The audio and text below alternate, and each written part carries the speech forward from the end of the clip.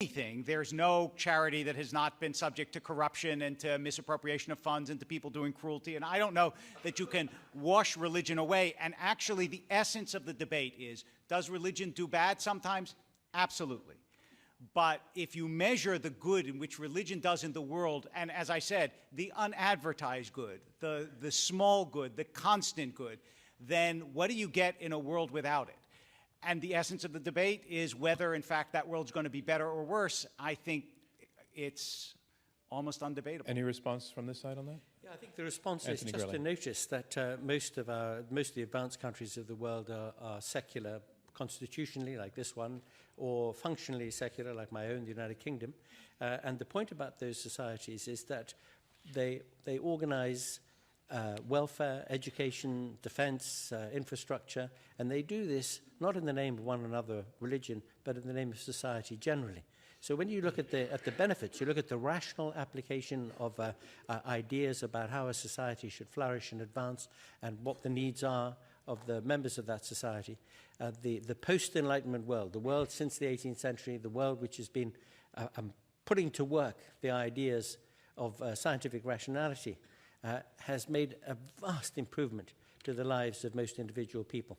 When you think of the poverty and you think of the ill health and you think of the divisiveness of societies before that time and compare them to the society of today, and notice this, in every city of the world, there are millions of acts of personal kindness and cooperation between people, far outweighs all the conflict and difficulty there is in the world.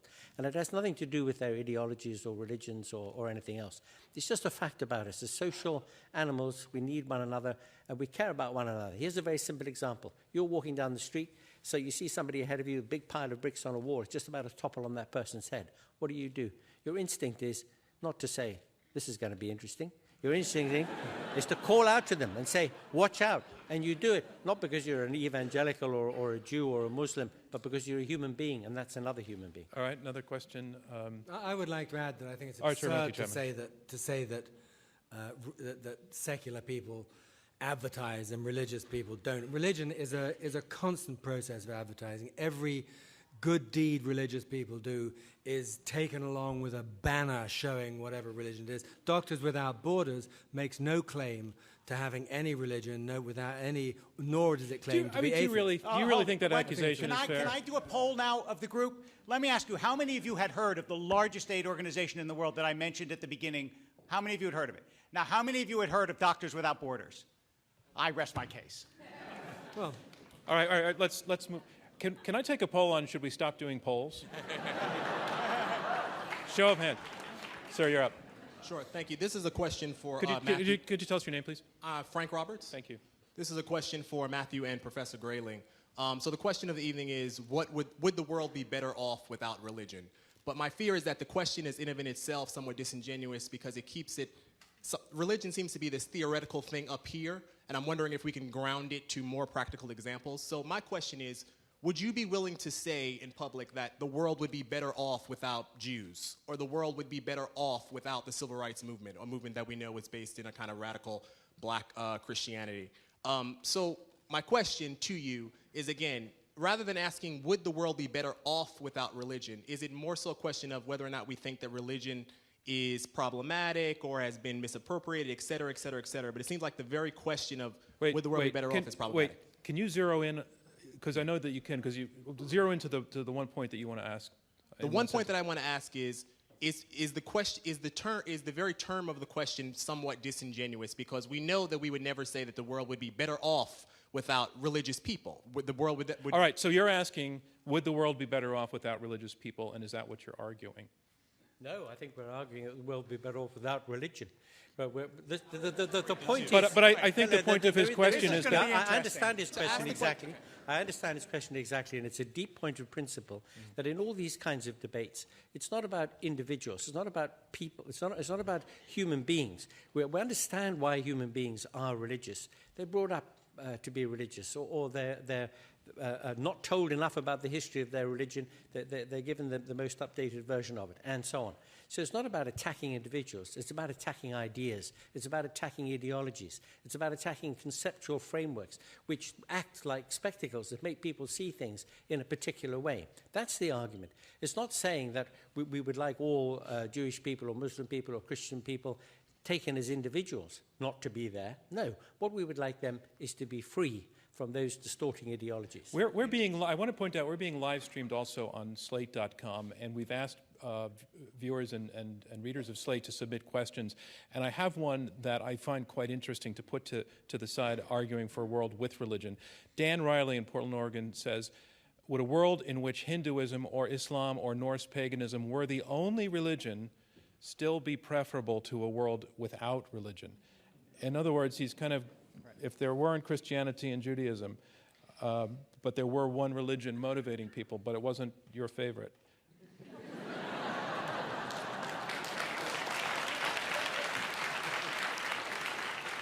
Dinesh, I'll make my own case hard by looking solely at Islam, because it is such a controversial subject in our world today. I would submit that the world would be vastly worse. The Muslim world would be vastly worse if it wasn't for Islam. Let's look at why that's the case. First of all, you have to look at what was there in the Bedouin culture before Muhammad. Rape, pillage, concubinage. Muhammad actually was a moderate in limiting the number of wives to 4, and by basically saying that you had to treat the 4 wives equally, giving them all the same gifts and so on, Muhammad essentially ensured that the entire Muslim world, for the most part, you'd have people with 1 wife. Polygamy is very rare in the Muslim world for that reason. So the bottom line of it is that Islam was a vastly civilizing force, not to mention the introduction of a cosmopolitan civilization with a history, a philosophy, and a distinctive architecture, not to mention great Islamic philosophers and thinkers. Even the great Jewish scholar Bernard Lewis has a great appreciation for the civilizing influence of Islam in the world. A clear answer to that question. I just want to go to the other side to see if you respond to that. Well, I just have in mind what Gautama Buddha said to his followers. He said, don't make me a god and don't turn this into a religion. It's a philosophy. It's a philosophy of compassion. It's a philosophy of authenticity. It's a philosophy about living respectfully and responsibly. Don't make it a religion, and don't turn me into a god.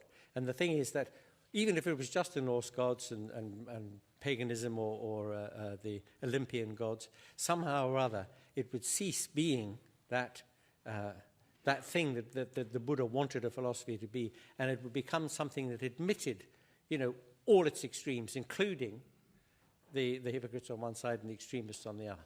Okay, ma'am, you were patient before when it was almost your turn, so try again. There's the mic. And if you could stand up and tell us your name, please. Hi, my name is Mitha, and I'm a student at NYU. My question is sort of a clarifying question for both sides. You've been referring to religion and to the acts of religious people. I'm wondering if you see religion as a social organization versus religion as a personal, individual instance of faith as distinct and having distinct effects, or do you see them as inseparable? And can I refine your question to take it more to our motion, and you tell me if this is fair. In a way, are you asking, should we get rid of the organizations and the churches and the synagogues and the panoply and the various kinds of hats that different faiths wear to establish themselves and to promulgate their rules? Is that what you mean? Essentially, yes. Okay. Yeah. And I want to ask the side arguing for a world without religion, is that what you're talking about? Or are you talking about yes, I think the organizations? I think we're thinking about a more or less organized collective practice of doctrine and morality. I mean, people do, the thing about the word religion, it's like sort of grandmother's underpants, it's huge and baggy and saggy. It's got so many things in it. We talk about football is his religion or tennis is her religion, and so on, meaning something that obsesses you and takes you over.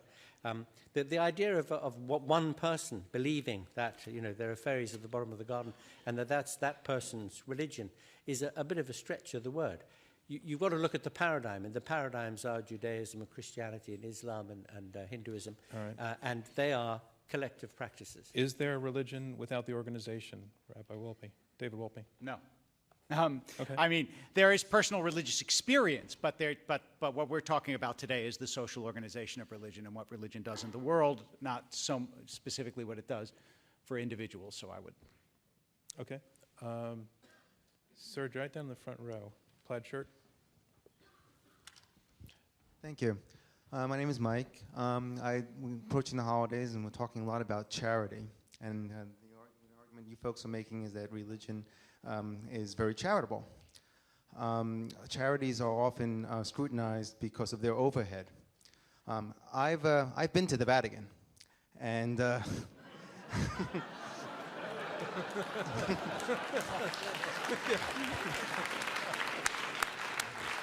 how do you reconcile the obvious Plunder? fluid of funds that are being collected versus what is given out? And to be honest with you, how would you convince me to give my money to you when I can give it to charities I'm that not going to give it to the Vatican, I promise. charities without as much overhead? But David Wolpe, I think the questioner is saying that religions can get very involved in earthly things and bog down in them. Or Dinesh, do you want to take the question? Yeah. I think in the case of the Vatican, the wealth of the Vatican is in priceless treasures. Tapestries, the ceiling of the Sistine Chapel, art. Now let's remember, hold on a second, it's not the Vatican's bank balance, it's the Vatican's treasures. And let's remember that it was popes, the Medici popes and so on, who commissioned those paintings. If it wasn't for Catholicism, we wouldn't have the Sistine Chapel.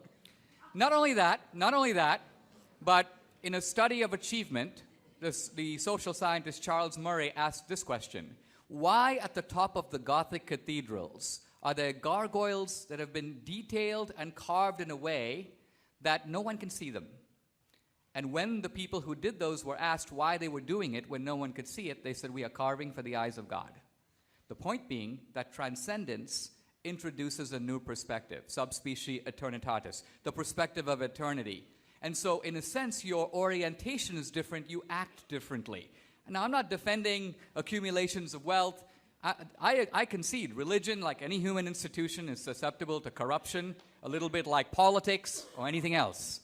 But I'm saying on the balance, I think it would be wrong to think that we would be better off as a civilization, as a culture. It's not all Athens. It is the combination of Athens and Jerusalem. Let me take it to the other side on that question of the balance.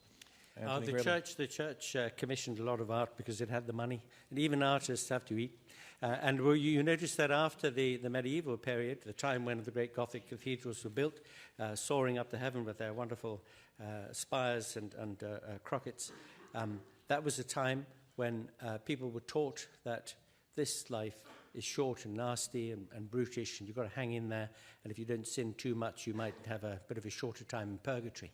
And the Renaissance, the rediscovery of classical antiquity and its love of things human and things natural, reintroduced not just devotional art, but landscapes, picnics, portraits of ordinary people, paintings of still lives, a celebration of this world, and all the joy and pleasure that there is to be had in this world, a humanistic perspective.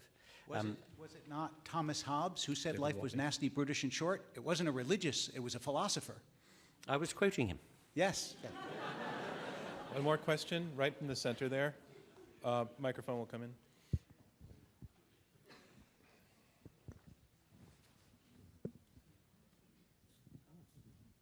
All over the United States today, so far as I can tell, we're seeing churches, the organized religious institutions shutting down or closing down or contracting, in particular churches and synagogues, as far as I can see personally, in great numbers. Does that bespeak, in your view and in your view, a decline in the views of Americans towards religion as something that they do not want in this country? So, in other words, are Americans beginning to vote with the other side more? Should I take a poll? No. No. Good one.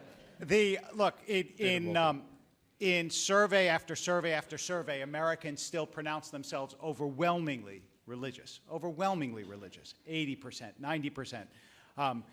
It's certainly true. And by the way, and don't discount economic downturn, because that also has a profound effect on religious institutions and other nonprofits as it does on the rest of the economy.